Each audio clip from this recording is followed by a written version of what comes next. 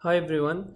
So in this video, we'll discuss a very important issue with the early stopping algorithm, which is basically the validation set. And the problem is that when you hide the validation set from training to use early stopping. So remember how early stopping works is that you hide part of the training set, you call it the validation set. You don't train with the validation set, you don't use it for parameter updates, computing back propagation and so on, right? And then if you monitor the validation error using that validation set, and if the validation error does not improve from the performance, the best performance that you obtained so far for a number of iterations that's defined by the patient's value, then you basically stop training and you go back to the parameter setting that did result in the best validation error, right? Or the lowest validation loss. Now the problem with that is that in training, whatever you're using to optimize the parameters, right, did not use that part of the training set that you hid as a validation set, right? So that's typically a significant loss, because typically the validation set represents a significant percentage of the total size of data available for training. So there are multiple heuristics for reusing the validation set for training, okay? And basically none of these heuristics are well founded theoretically, to the best of my knowledge.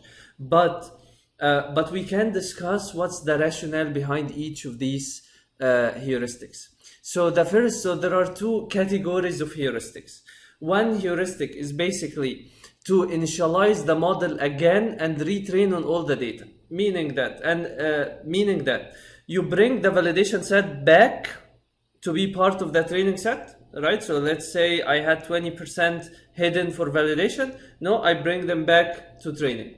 And then I initialize the model from scratch and I retrain again. And I retrain again using the knowledge I had from the early stopping run, right? So let's say after doing early stopping, I did the best parameter setting, I obtained it after a certain number of parameter updates, right? So what do I mean by parameter updates? I mean training iterations. So typically the data set is split into small subsets, which are called mini batches. We will discuss that in more detail in the next section. And then after every mini batch, you update the parameters once. Okay. Now, after a group of many batches that amount to the size of the data set, you made a whole pass over the training set. This is called an epoch. Okay. So one alternative of that algorithm is to run the model again for the number of training iterations, right, or many batches, that is equal to the number that gave you the best result with early stopping. And another alternative way of implementing that algorithm is to run it for the same number of epochs, or the same number of passes through the whole data set, right? Now, these are heuristics.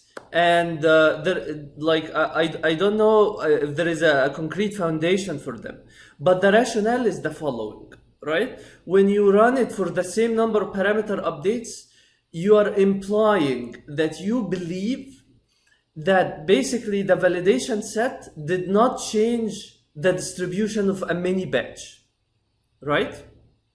So that means that when I select the mini batch from the whole set, I believe that the mini batch has the same impact on the parameter updates, whether that 20% validation is included or no.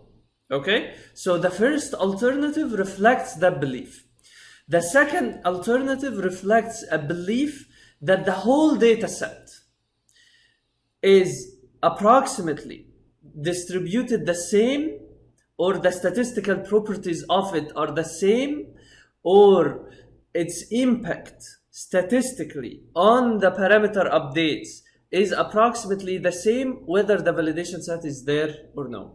right? So one of them assumes that the mini batch has the same distribution as before. The other one assumes that the whole training set has the same distribution as before.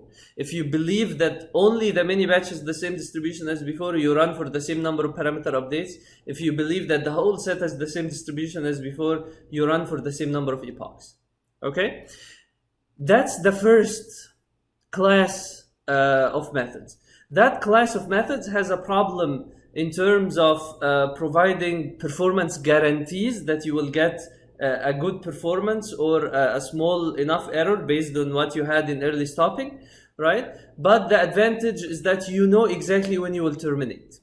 The second class or the second category of methods of reusing the validation set is basically after early stopping, you resume training, so you go back to the best parameter setting that result in the least validation error, and then you bring the validation set back to the training set, and then you resume training. You resume training until you get a better error on the validation set, which is now part of the training set, than what you got through early stopping, right? So remember, when you bring it back to the training set, you have the leverage that this is now part of training, right? So minimizing the training error would now be aligned with minimizing the validation error, right? Now, this also does not have a strong theoretical foundation, but the advantage is that you at least kind of guarantee that you're opting for a smaller error than what you got before, right? So if early stopping give you a good performance, you're trying to even improve the performance, and that's the objective behind bringing the validation set back in training.